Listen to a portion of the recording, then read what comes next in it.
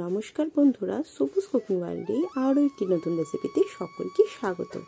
আজ আমি তোমাদের সাথে শেয়ার করে নেব চটজলদি একটা ব্রেকফাস্ট রেসিপি।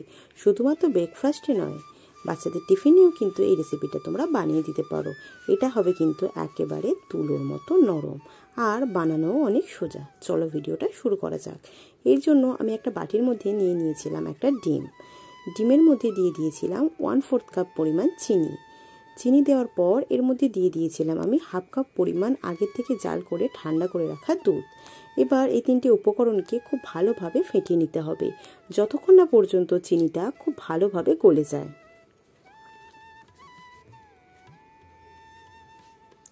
কিছুক্ষণ ধরে এভাবে ফেটানোর ফলে দেখবে চিনিটা কিন্তু গলে গেছে। তখন এর মধ্যে দিয়ে দিতে হবে 1 চা চামচের মতো ভ্যানিলা এসেন্স দিলে কিন্তু এখানে ডিমের যে আষ্টে গন্ধটা আছে সেটা একেবারেই থাকবে না। হাতের কাছে যদি ভ্যানিলা এসেন্স না থাকে তাহলে বেশি করে এলাচের গুঁড়ো ব্যবহার করতে পারো। এরপর ভালো করে মিশিয়ে নিতে হবে। এরপর এর মধ্যে দিয়ে দিয়েছিলাম আমি 1.5 টেবিল চামচ পরিমাণ রান্নার তেলটাকে দিয়েও কিন্তু খুব ভালোভাবে মিশিয়ে নিতে হবে।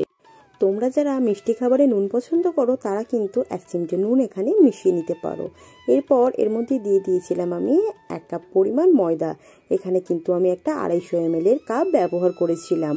আর দিয়ে দিয়েছিলাম 1 চা চামচ পরিমাণ বেকিং পাউডার। এখানে কিন্তু বেকিং পাউডারই ব্যবহার করতে হবে, বেকিং সোডা ব্যবহার করলে চলবে না। এবার একটা হ্যান্ড উইক্স দিয়ে কিন্তু খুব ভালোভাবে ময়দাটাকে সমস্ত উপকরণের সাথে মিশিয়ে নিতে হবে, যাতে কোনো ময়দার দলা এর মধ্যে না থাকে। খুব মিহি একটা কিন্তু এখানে ব্যাটার তৈরি করে নিতে হবে। এভাবে কিন্তু কিছুক্ষণ ভালো করে ফেটিয়ে নিলেই দেখবে কিন্তু তৈরি হয়ে গেছে খুব মিহি একটা ব্যাটারের থিকনেসটা কিন্তু ঠিক এরকম হবে। এর থেকে কিন্তু ঘন বা পাতলা হলে চলবে না।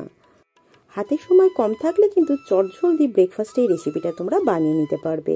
এরপর বসিয়ে দিয়েছিলাম একটা ফ্রাইং প্যানের মধ্যে একটু হালকা করে তেল নিয়ে মুছে নিয়েছিলাম।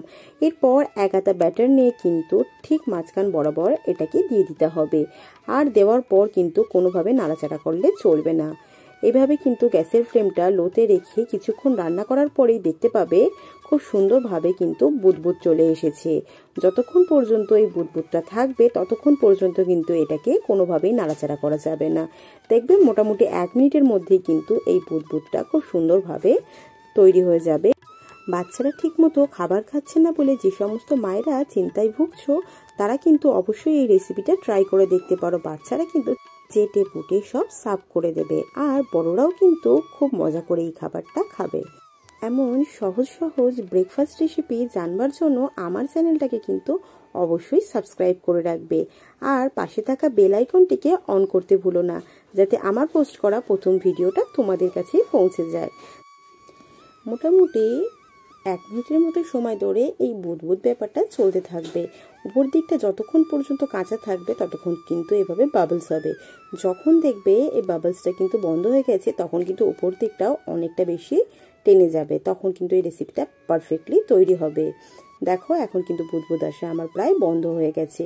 আর কাছ থেকে তোমাদের দেখাই এটা ঠিক কতটা জালিদার হয়েছে। দেখো কত ছোট ছোট বুদবুদের মধ্যে তৈরি হয়েছে। এবার এটাকে আমি উল্টে দেব এবং উল্টে দিয়ে এটাকে রান্না করে নেব 5 থেকে 6 সেকেন্ডের জন্য। এর থেকে কিন্তু বেশি সময় ধরে এটাকে রান্না করা যাবে না, তাহলে কিন্তু উপরটাও খুব বেশি রং চলে আসবে। যখন একটু হালকা রং ধরবে ঠিক এরকম হবে তখন কিন্তু এটাকে তুলে নিতে হবে। ঠিক একইভাবে আমি প্যানের মধ্যে লাগিয়ে দিলাম সামান্য একটু সাদা তেল। তারপর কিন্তু প্যানের মাঝখান বরাবর এই ব্যাটারটাকে নিয়ে ঢেলে দিতে হবে। তোমরা একটা হাতা বা কাপ নেপে কিন্তু কাজটা করো, তাহলে কিন্তু সমস্ত প্যানকেকগুলো একই মাপের হবে। দেখো এখন কিন্তু কিছুক্ষণ সময় যাওয়ার পরেই বুদবুদ হতে শুরু করেছে। যতক্ষণ এই বুদবুদটা হবে ততক্ষণ পর্যন্ত কিন্তু অপেক্ষা করতে হবে। যখন এই বুদবুদ হওয়াটা বন্ধ হয়ে যাবে তখন কিন্তু এটাকে উল্টে পাল্টে নিয়েই নামিয়ে নিতে হবে, তাহলেই তৈরি হয়ে যাবে চটজলদি টিফিন রেসিপিটা। অবশ্যই কিন্তু স্কুলের টিফিন বক্সে একবার হলেও এই চটজলদি প্যানকেকটা দিয়ে দেখতে পারো। আশা করি টিফিন বক্স ফাঁকা হয়েই ফিরবে। এই ছিল আজকে আমার রেসিপি। ভিডিওটি যদি তোমাদের ভালো লেগে থাকে তাহলে অবশ্যই লাইক, কমেন্ট এবং শেয়ার করে দিও। খুব তাড়াতাড়ি তোমাদের সাথে দেখা হবে আমার পরবর্তী রেসিপিতে। ততক্ষণে সকলে ভালো থেকো, সুস্থ থেকো। আর যারা আমার চ্যানেলটিকে অলরেডি সাবস্ক্রাইব করে দিয়ে আমার পাশে রয়েছে তাদেরকে কিন্তু অসংখ্য ধন্যবাদ। আজকের ভিডিওটা তাহলে এখানেই শেষ করলাম। টাটা।